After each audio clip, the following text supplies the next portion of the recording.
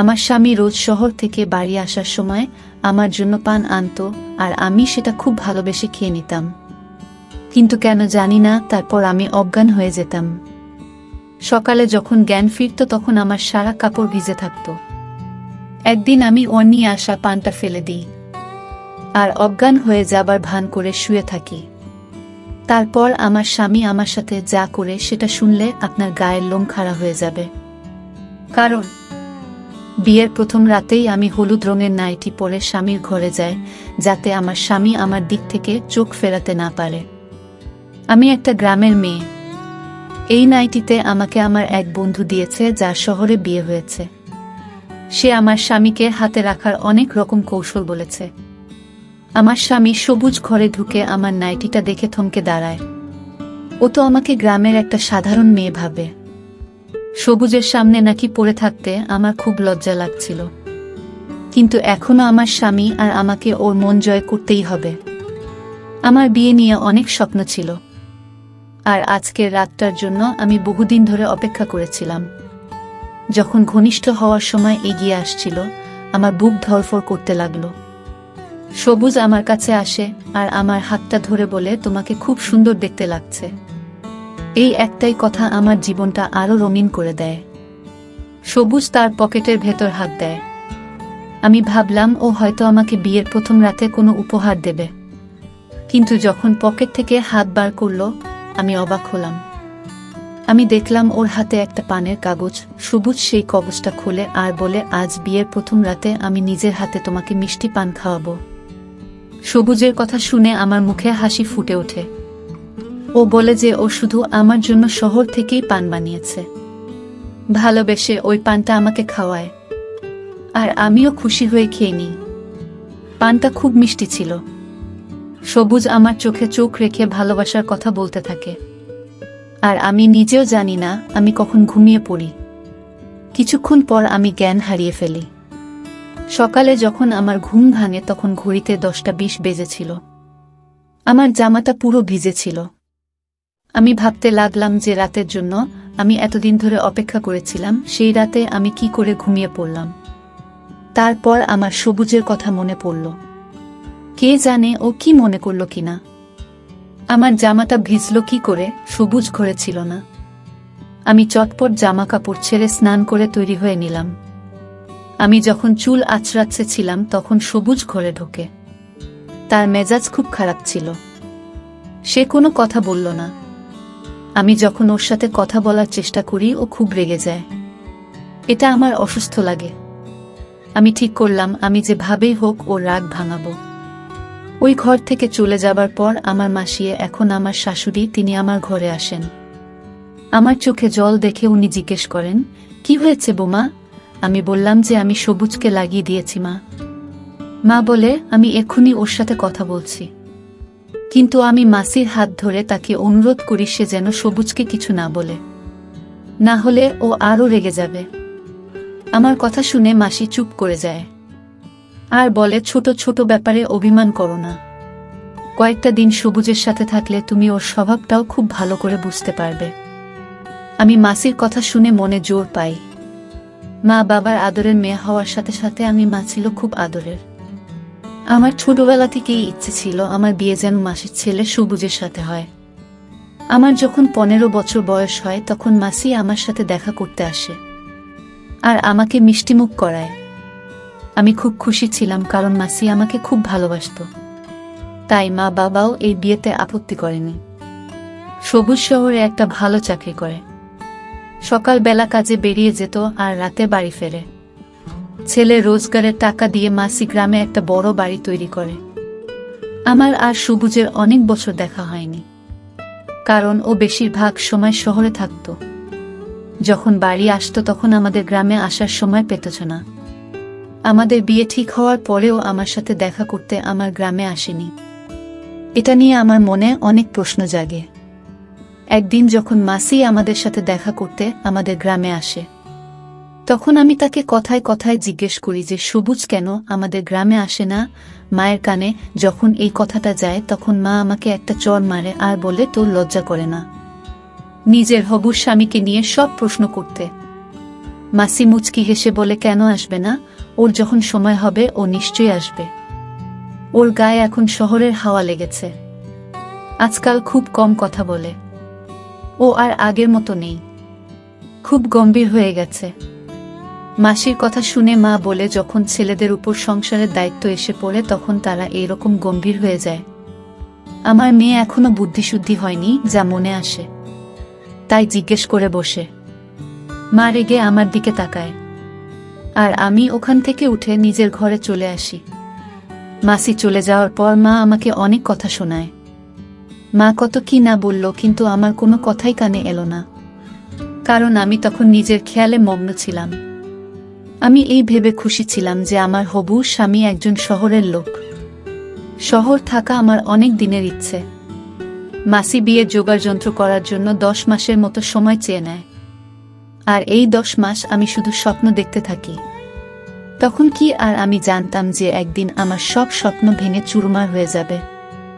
সবুজের সাথে আমার বিয়ের সব রীতিনীতি মেনে খুব ধুমধাম করে হয়। বিয়ের পর আমি মায়ের থেকে বিদায় নিয়ে সবুজের সাথে মাসির গ্রামে চলে আসি।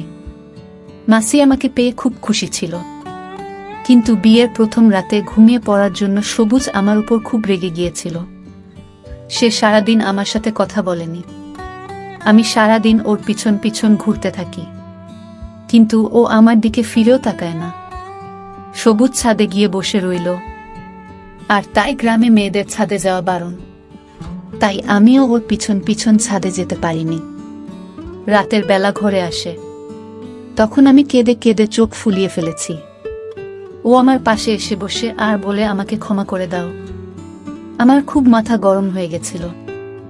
কাল আমি তোমার কাছে বসেছিলাম আর তুমি এমন করে ঘুমালে যে তোমাকে আমি কতবার ডাকলাম কিন্তু তুমি উঠলে না, তাই আমি রেগে গিয়েছিলাম। আমি জানতাম যে দোষটা আমারই, তাই আমি সবুজের কাছে ক্ষমা চেয়ে নিলাম, আর ওকে কথা দিলাম এরপর থেকে এমনটা আর কোনো দিন হবে না। খুশি হয়ে আমার লম্বা চুলের প্রশংসা করতে লাগে। আমি ভাবি, সবুজ সারাদিন এত রেগেছিল, এখন হঠাৎ ওর আচরণ এমন বদলে গেল কি করে? ও আজ আবার মিষ্টি পান বের করে আমাকে খাওয়ায় আর বলে, পান খেলে তোমার ঠোঁটটা লাল হয়ে যায়, তোমার সুন্দর ঠোঁটটা আরো সুন্দর হয়ে ওঠে। এমন মিষ্টি করে ও কথা বলে যে আমি লজ্জায় লাল হয়ে যায়। সবুজ আমার হাতটা ধরে কিছু একটা বলছিল, কিন্তু আমি কিছুই বুঝতে পারছিলাম না। কিছুক্ষণ পর আমি এই পৃথিবী থেকে অনেক দূরে চলে যাই। আমার যখন জ্ঞান আসে তখন আমি দেখি দুপুর 12টা বেজেছে। আমি চটপট উঠে বসলাম। আমার মনে হলো সবুজ নিশ্চয়ই আজ আবার খুব রেগে গেছে, কিন্তু আমি এটা কিছুতেই বুঝতে পারছি না যে রাতে আমার এত গভীর ঘুম কি করে আসছে।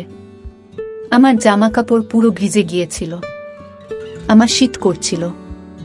আমি স্নান করে যখন ঘরের বাইরে গেলাম তখন দেখি সবুজ আমার মাসিকে বলেছে, তুমি এ কেমন মেয়ের সাথে আমার বিয়ে দিয়েছ? এ তো ঘুম থেকে ওঠার কোন সময় ঠিক নেই। এর সাথে আমি সারা জীবন কি করে কাটাবো? ও এটাও জানে না যে গ্রামের মেয়েদের সকালবেলা উঠে বাড়ির কাজকর্ম করতে হয়। তুমি 7 সকালে উঠে বাড়ির সব কাজ করছো, আর উনি মহারানীর মতো ঘুমোচ্ছেন। এরকম চলতে থাকলে আমি আর বেশি দিন তোমার ভাইয়ের মেয়েকেই বাড়িতে রাখব না। এসব কথা শুনে আমি একটু ঘাবড়ে যাই। আমি ভাবিনি যে আমার স্বামী এতটা কঠিন হতে পারে। আমার আর দাঁড়িয়ে এর পরের কথাগুলো শোনার মতো সাহস হলো না। আমি রান্নাঘরে চলে গেলাম। মাসি সত্যি সকাল থেকে উঠে অনেক কাজ করেছে। রান্নাঘরটা পুরো পরিষ্কার ছিল, আর দুপুরের খাবারটাও বানানো হয়েছিল। আমি সবুজের সাথে সাথে মাসির চোখেও খারাপ হয়ে যাচ্ছি। আমার নিজের উপর খুব রাগ হয়। কে জানে আমার কি হয়েছে? আমি সারা ঘর ঘুরে দেখি বাড়ির সব কাজ সারা হয়ে গেছে। তাই হয়তো সবুজ আজ একটু বেশি রেগে গেছে। সবুজ ছাদে চলে যায়, কারণ সে জানতো আমি তার পেছন পেছন ছাদে যেতে পারবো না। আমি সারাদিন খুব কান্নাকাটি করি। যে সুখের জন্য আমি 1 বছর ধরে অপেক্ষা করেছি, আজ আমি সেটা পেয়েছি, কিন্তু নিজের দোষে তাকে হারাচ্ছি। না আমি সবুজের কাছাকাছি আসতে পেরেছি, না ওর মন জয় করতে পেরেছি। আজ ওর কথা শুনে আমি ভাউল করেই বুঝতে পেরেছি যে আমি আর কোনো ভুল করলেও আমাকে বাড়ি থেকে বের করে দেবে। গ্রাম থেকে বারবার আমার মায়ের ফোন আসছিল। মা বলছিল 7 দিনের জন্য আমার বাপের বাড়িতে গিয়ে থাকতে।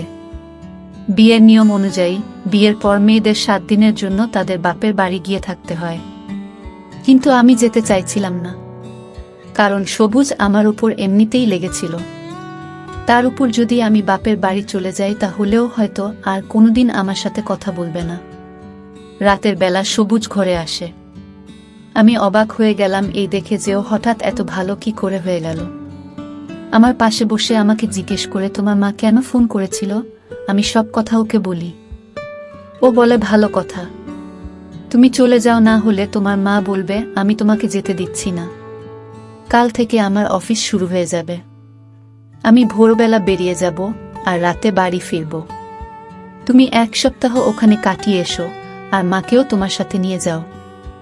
আমার সবুজের থেকে দূরে থাকতে ইচ্ছে করছিল না, কিন্তু আমার সাহস হচ্ছিল না ওকে না বলার। তাই আমি রাজি হয়ে গেলাম।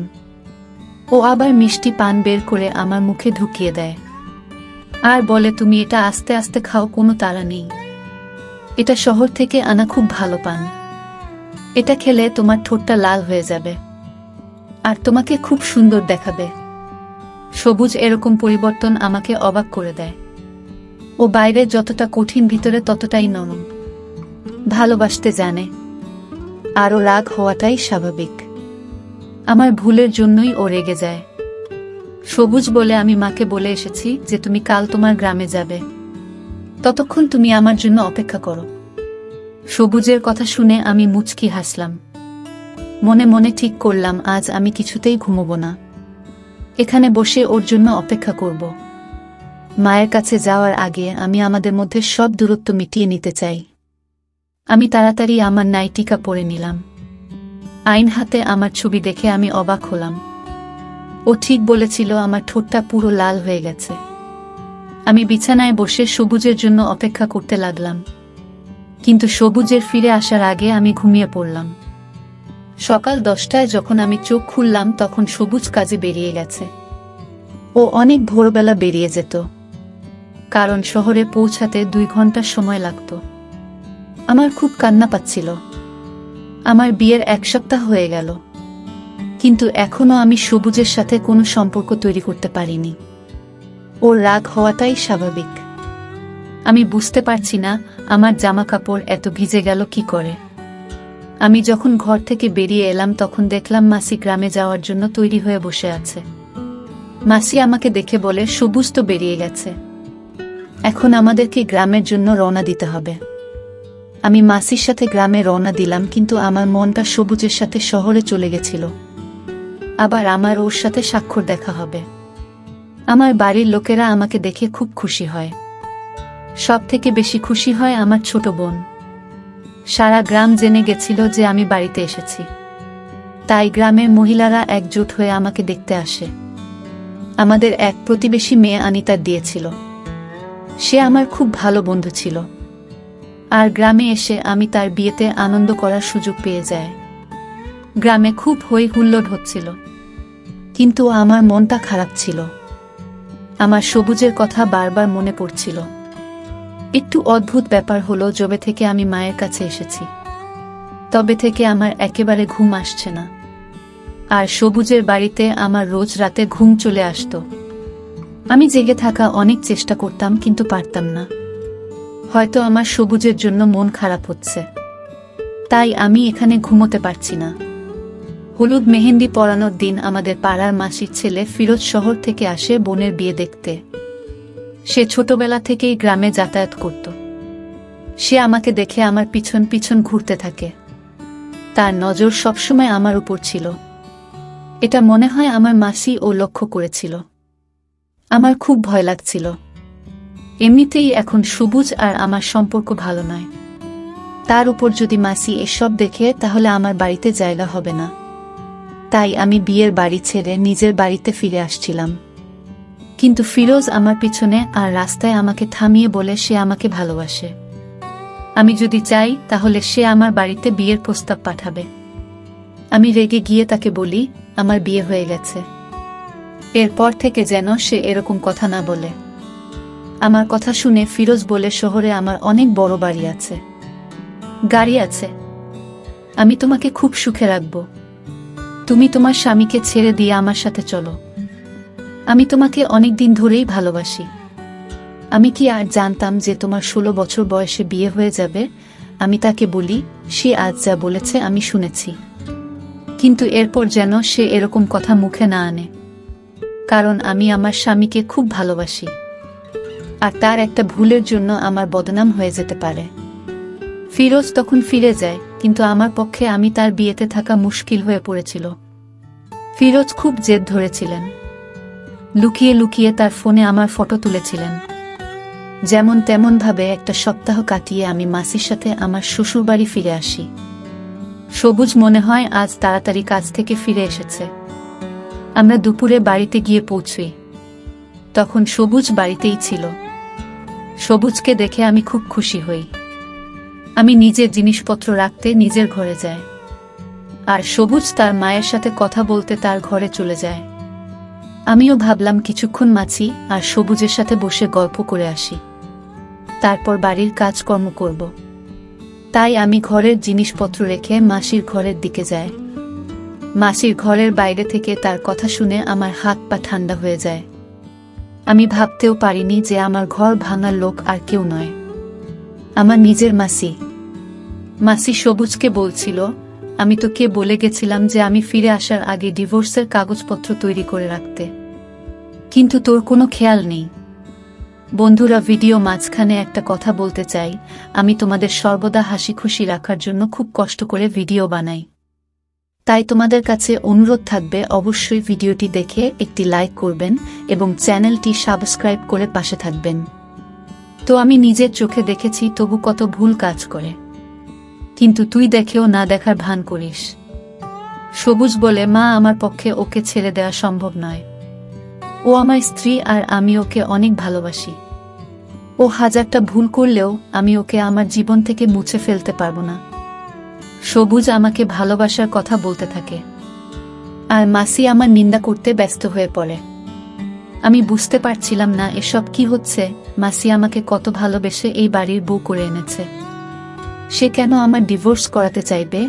আর সবুজ, যাকে আমার খুব কঠিন মনে হয়েছিল, সে বলছে সে আমাকে ভালোবাসে, আর আমার হয়ে তার মায়ের সাথে ঝগড়া করছে। আমার মনটা খুব অস্থির হয়ে ওঠে। রাতে যখন সবুজ আমার ঘরে আসে তখন আমার পান খেতে একদম ইচ্ছে করছিল না। আমি পানটা ওর হাত থেকে নিয়ে নিলাম। যখন মাছিকে কিছু কাজের জন্য তাকে তখনও ঘরের বাইরে বেরিয়ে যায়। আমি পানটা একটা কোণায় লুকিয়ে ফেলি। আমার তখন ঘুম পায়নি, তাই আমি চুপ করে চোখ বন্ধ করে শুয়ে পড়ি। যখন সবুজ ঘরে আসে তখন আমি যা সব দেখলাম তা আমার কাছে অবিশ্বাস্য। সবুজ একটা পুরো কলসির জল আমার গায়ে ঢেলে দেয়, কিন্তু আমি চোখ খুললাম না। আজ আমি পুরো ব্যাপারটা বুঝতে চাই। সবুজ কারো একটা নাম ধরে ডাকে আর তাকে বলে, ভেতরে এসো। ও পুরোপুরি অজ্ঞান হয়ে গেছে। তারপর একটা সুন্দর দেখতে মেয়ে আমার ঘরে ঢুকে আর এসে আমার খাটের সবুজের পাশে বসে। তারপর ওরা দুজনে খুব ঘনিষ্ঠ হতে শুরু করে। আমি আর সহ্য করতে পারছিলাম না। আমার গোটা দেহ ভিজে গিয়েছিল, আর আমি ঠান্ডায় কাঁপছেছিলাম। আমি উঠে বসলাম। আমাকে উঠে বসতে দেখে দুজনে ভয়ে ভয়ে চোখে আমার দিকে তাকায়। আমি সবুজের দিকে তাকাই। তখন আমার এত রাগ হচ্ছিল যে আমার প্রাণ থেকে সব ভয় দূর হয়ে গেছিল। আমি সবুজকে বলি, আমাকে সত্যি কথা বলো, এই মেয়েটাকে আর পানি কি এমন মেশানো থাকতো যার জন্য আমি অজ্ঞান হয়ে যেতাম? তুমি কেন করলে এটা আমার সাথে? আমাকে কেন সকালে? আমি একের পর এক প্রশ্ন করতে থাকি। আমার মধ্যে দিয়ে একটা ঝড় বয়ে যায়। সবুজ মাথা নিচু করে বলে, এই মেয়েটা আমার স্ত্রী। তোমাকে বিয়ে করার 2 দিন আগে আমি ওকে বিয়ে করে এই গ্রামে নিয়ে এসেছি। আমি কখনো তোমাকে বিয়ে করতে চাইনি, কিন্তু আমার মা জোর করে তোমার সাথে আমার বিয়ে ঠিক করে। কথাটা শুনে আমার মাথায় আকাশ ভেঙে পড়ে। সবুজ বলে, তোমার সাথে বিয়ে আটকাতে আমি 2 দিন আগে শরীফা বিয়ে করে আনি, যাতে মা বাধ্য হয় তোমার সাথে আমার বিয়ে ভেঙে দিতে। কিন্তু মা আমার কথা শোনে না। মা আমার উপর চাপ দেয় আর বলে শরীফাকে ডিভোর্স দিয়ে দিতে। সবুজ শরীফাকে ছাদের ঘরে রেখে দেয়। কারণ সে জানতো গ্রামের মেয়েরা ছাদে যায় না। তাই সে জানতো আমি কখনো ছাদে যাব না। ও ইচ্ছে করে পানে ঘুমের ওষুধ মিশিয়ে দিত যাতে আমি ঘুমিয়ে পড়ি, আর ও আমার ঘরে শরীফের সাথে সময় কাটাতে পারে। শরীফা শহরে মডেলিং করত, তাই মায়ের মনে হতো ওর চরিত্র ভালো নয়। তাই মা বারবার আমাকে বলতো ওকে ডিভোর্স দিতে। কিন্তু শরীফ আমার প্রথম আর শেষ ভালোবাসা। মা আমাকে নিজে মরার ভয় দেখিয়েছিল, তাই আমি তোমাকে বিয়ে করতে বাধ্য হয়েছিলাম। তখন আমি বুঝতে পেরেছিলাম যে সবুজ শরীফাকে ছাড়া থাকতে পারবে না।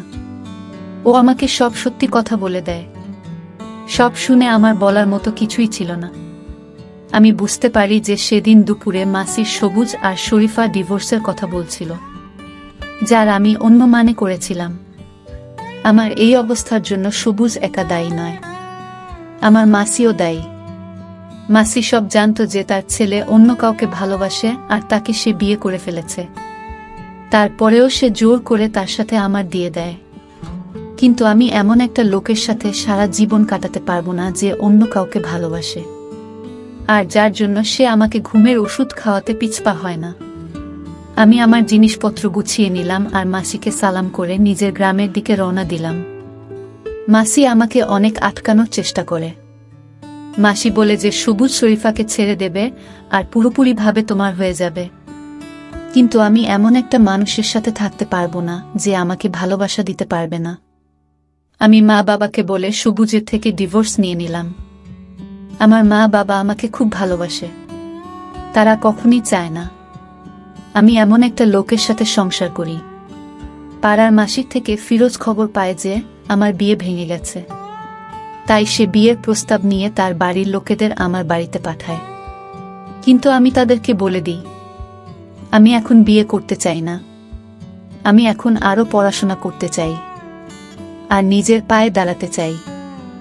সব বৈবাহিক সম্পর্ক যে সফল হবে তার কোনো মানে নেই, কিন্তু কারো বিয়ে অসফল হওয়া মানে এই নয় যে সেই মানুষটা অসফল হবে। আমার বিয়ে ভেঙে যাওয়ার পর আমি জীবনে সফলতা পাই, পড়াশোনা করে ভালো রেজাল্ট করি আর জেলায় আমার গ্রামের মুখ উজ্জ্বল করি। আমি আমার সমস্ত বোনেদের আর মেয়েদের বলেছি তারা যদি বৈবাহিক জীবনে সফলতা অর্জন করতে না পারে তাহলে সেটা ভুলে গিয়ে তাদের অন্য রাস্তা বেছে নেওয়া উচিত। এমন একটা রাস্তা বেছে নেওয়া উচিত যেখানে তারা সফলতা পাবেন। বন্ধুরা, আজকে এই পর্যন্তই। ভিডিওটি আপনাদের কাছে ভালো লেগে থাকলে ভিডিওটিতে একটা লাইক করবেন। নতুন নতুন গল্প পেতে চ্যানেলটি সাবস্ক্রাইব করে রাখুন। দেখা হচ্ছে নতুন ভিডিওতে। ভালো থাকবেন সবাই।